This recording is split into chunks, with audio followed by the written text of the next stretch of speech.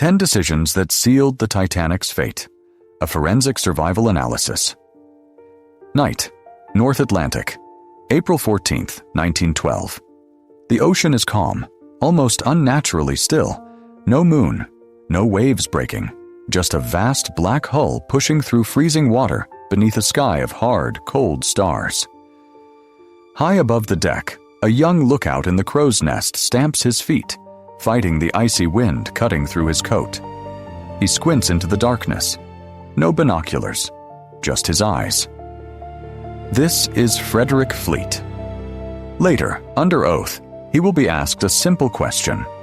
Would binoculars have helped him see the iceberg sooner?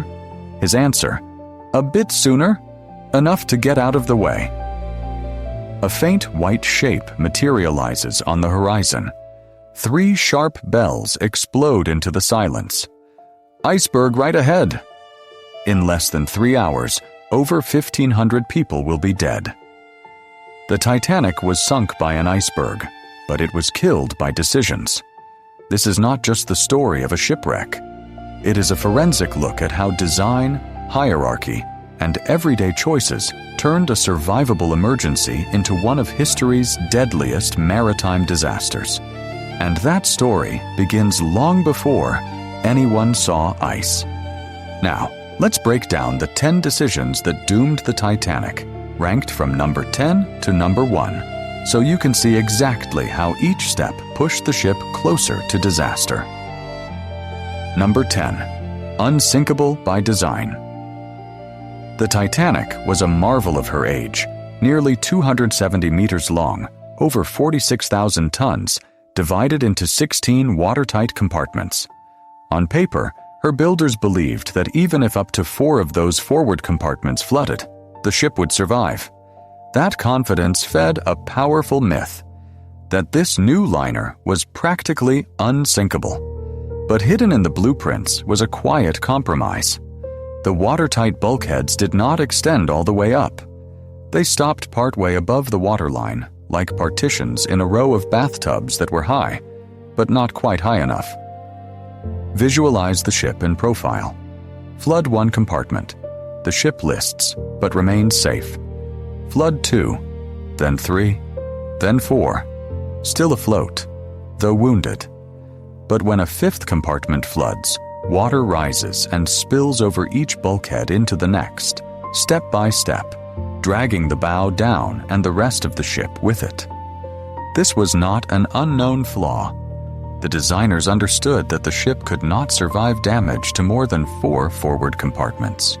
They simply judged that scenario so unlikely that a higher, more conservative bulkhead design was not worth the extra cost and lost space. Decision was to build a ship that could tolerate some damage, but not the exact pattern of damage it would actually suffer. In the calm confidence of the design office, that seemed acceptable. In the North Atlantic, it was fatal. Number 9. Fragile rivets and hidden weakness. If those compartments were the armor, the rivets were the stitching holding that armor to the ship's bones. Titanic was held together by millions of iron and steel rivets fastening her plates to her frame. Decades later, metallurgists took pieces recovered from the wreck and subjected them to modern analysis. Under the microscope, they found a problem. The wrought iron rivets, especially in parts of the hull, contained high levels of slag, brittle, glassy impurities that made the rivets much more likely to snap in cold conditions. Imagine the moment of impact, not as a knife slicing the hull open, but as a fist punching repeatedly into a wall of brittle buttons. The iceberg presses along the starboard side. Under that pressure, rivet heads pop, one after another. The plates themselves are not torn in a cinematic gash. Instead, narrow seams open between them, a series of 6 separate slits totaling perhaps a square meter in area, just enough for the ocean to pour in. In 1912, the materials technically met the standards of the time. Titanic's builders chose rivets that were good enough on paper, in moderate temperatures, under expected loads. But in the freezing waters of the North Atlantic, those choices turned the hull into a chain of weak links. Decision was to accept brittle rivet quality in critical parts of the hull to save cost and work with familiar material. No single rivet doomed the Titanic. The pattern of tiny weaknesses did. Number 8. Speeding through the ice field. From early morning into late evening on April 14th, Titanic's wireless room crackled with messages from other ships. The content was repetitive and clear. Heavy ice ahead, icebergs in the vicinity, large fields of drifting pack ice directly on Titanic's intended path. Yet, as daylight faded, Titanic continued at close to her top service speed, around 22 knots. There was no serious reduction in speed, no decision to dramatically alter course around the known ice zone. Why? At the time, fast, punctual crossings were part of the company's prestige. White Star Line marketed Titanic as combining safety, luxury, and speed. Captain Edward Smith, an experienced officer nearing retirement, had every incentive to maintain confidence and keep the schedule. The sea that night was eerily calm, with almost no waves. Normally, lookouts could spot icebergs by the white surf breaking at their base. On a glassy sea under a moonless sky, that visual cue disappeared.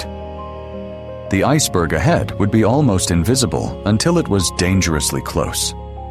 Decision was to maintain near maximum speed in known ice conditions at night with reduced visual cues.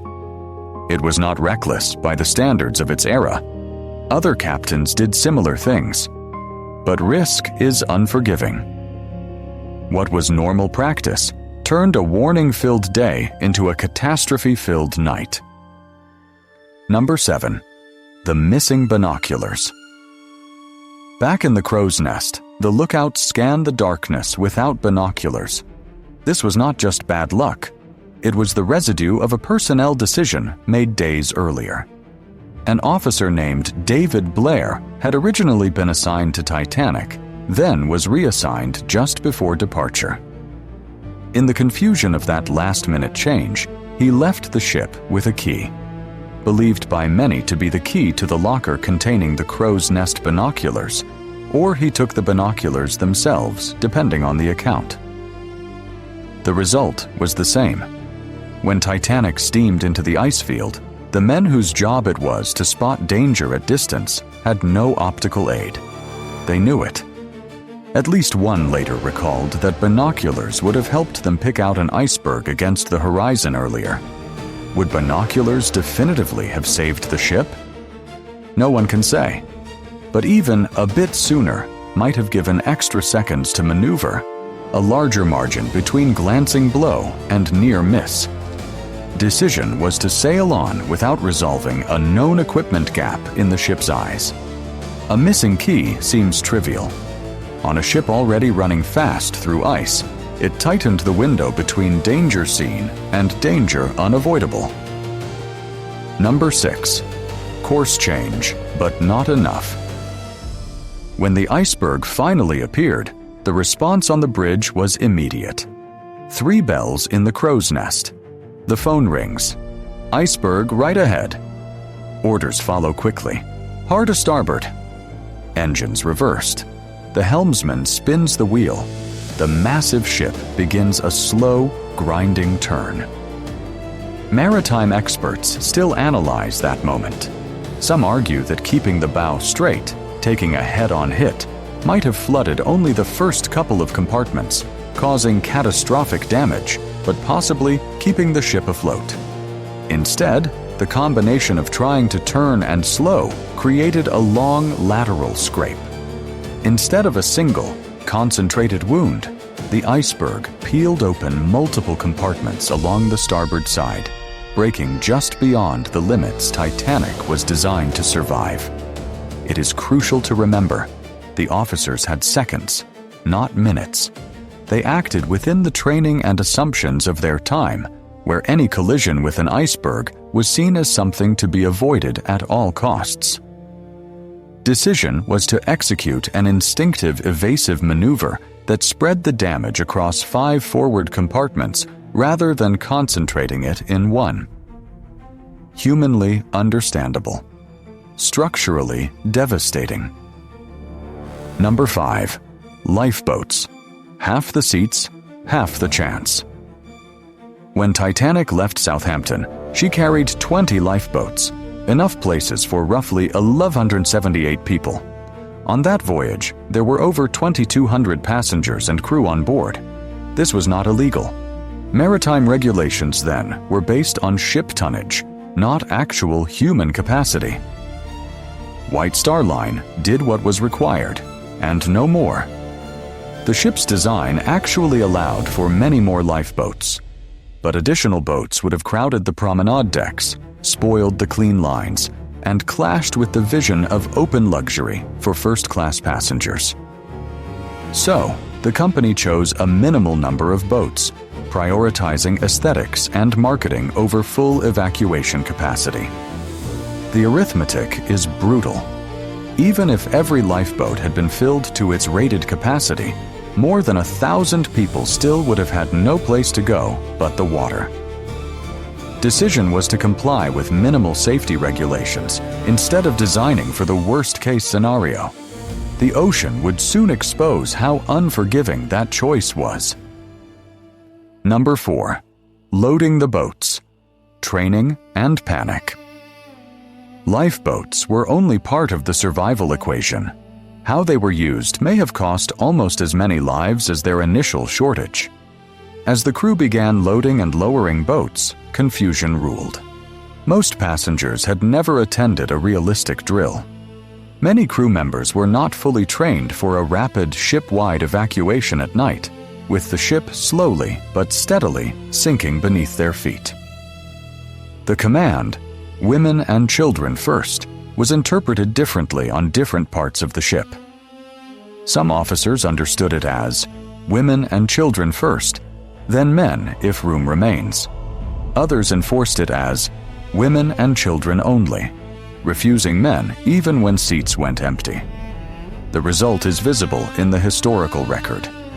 Several lifeboats left the ship far below capacity. Some were barely half full, rowing away from a dying liner with dozens of empty seats suspended over the heads of people who would soon be in the water. Across the entire passenger list, women had a much higher survival rate than men. Children fared better than adults. But this pattern, while morally defended as chivalry, also reflected the absence of a clear, pre-planned, and drilled evacuation system. Decision was to rely on improvised judgment and tradition instead of rehearsed procedures and maximum loading when every second mattered. In the chaos, space in the lifeboats was wasted space, measured in human lives. Number 3. Class, barriers, and who got out. The Titanic was engineered not just with compartments, but with social layers.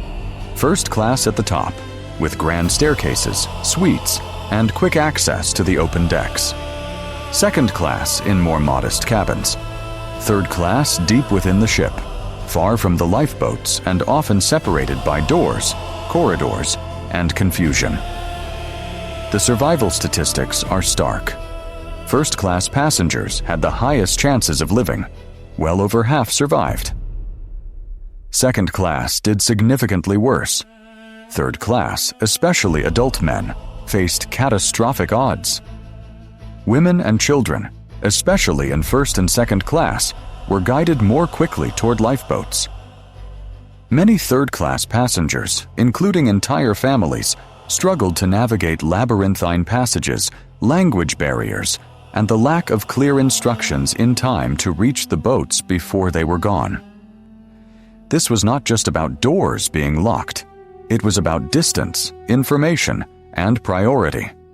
Those closest to authority and exits did better. Those farther away, physically and socially, often never had a fair chance.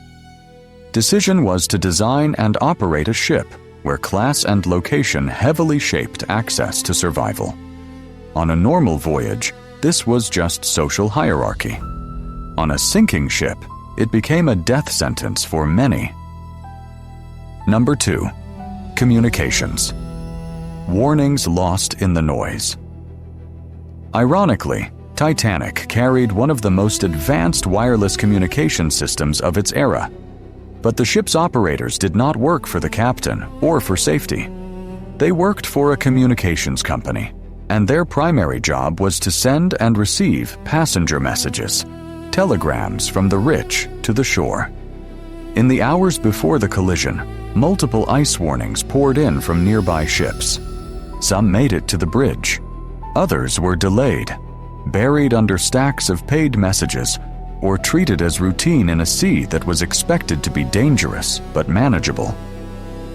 In at least one case, a nearby vessel trying to send an urgent ice message was reportedly told to stand by because Titanic's wireless operator was busy. A system that could have been an early warning safety network was treated as a luxury amenity. There was no unified culture that said, "Every navigation hazard message is sacred.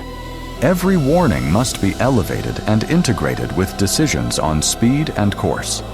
Instead, warnings became just more traffic. Decision was to operate a cutting-edge wireless system without fully integrating it into the ship's safety and command structure. Information existed. It just did not consistently reach the people who could act on it in time. Number 1. The time horizon. We have 90 minutes. When the iceberg struck, the sound inside the ship was surprisingly gentle in many areas, more of a shudder than an explosion. But in the bowels of the vessel, water was pouring in. Thomas Andrews, the ship's designer, moved quickly through the damaged areas, assessing the situation. He knew the math of his own ship. He understood how many compartments could flood before Titanic's fate was sealed. What he found was worse than he had hoped. At least 5 forward compartments were open to the sea.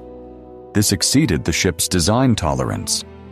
From that moment, Titanic was not in danger. Titanic was doomed. Andrews is believed to have estimated that the ship had around 90 minutes to stay afloat. In reality, Titanic lasted just under 3 hours from impact to final plunge. But those extra minutes did not translate into full evacuation, because the capacity and the procedures simply were not there.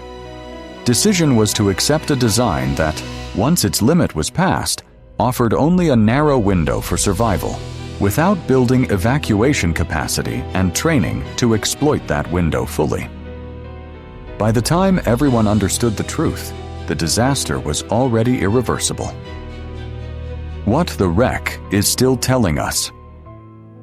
Today, the Titanic rests on the ocean floor in 2 vast pieces, surrounded by a field of debris. Hull plates have separated along their seams. Lifeboat davits stand frozen in place, still swung out over empty water that vanished more than a century ago. In its time, Titanic was a masterpiece of engineering. But as later investigations, material science studies, and statistical analyses have shown, it was also a near-perfect case study in how complex systems fail, not through one spectacular mistake, but through a chain of ordinary decisions that interact in deadly ways. Each of the 10 decisions in this story seemed reasonable to someone in the moment. Using good enough rivets. Trusting in bulkheads that almost worked. Keeping speed to maintain schedule. Minimizing lifeboats to keep decks beautiful. Leaning on class structures and tradition instead of universal drilled safety protocols. None of those choices, in isolation, guaranteed catastrophe. But the ocean does not care about human intentions. It only responds to what is actually built, actually trained, and actually done. The legacy of Titanic reshaped maritime law and safety, stricter lifeboat requirements, mandatory lifeboat drills, continuous radio monitoring, higher standards for materials and design tolerances. Yet the deeper pattern remains relevant to everything from aviation and skyscrapers to data centers and nuclear plants. Disasters are rarely bolts from the blue. They are usually the final link in a chain of small decisions, each one easier to justify than to question. From tragedy to vigilance. If this journey through the Titanic's last hours has changed how you see disasters, if you now see not just an iceberg, but a web of design choices, risk trade-offs, and human habits, then this story has done its job. Because the next Titanic will not look like a ship. It might be an overloaded stadium, an aging bridge, a software platform running the world's money, or an AI system making high-stakes decisions. Somewhere, right now, ordinary people are making quiet choices that will decide whether that system bends or breaks. If you want to keep exploring how complex systems fail and how they can be made safer, then subscribe, so you don't miss the next investigation into the hidden mechanics of disaster and survival. Share this documentary with someone who still thinks tragedies are just bad luck. And in the comments, say which of the Titanic's 10 decisions shocked you the most, and where you see the same pattern repeating today. Because the most important lesson from the cold, dark night of April 14th, 1912 is this: disasters are built long before they happen, which means if enough people are paying attention, they can still be unbuilt.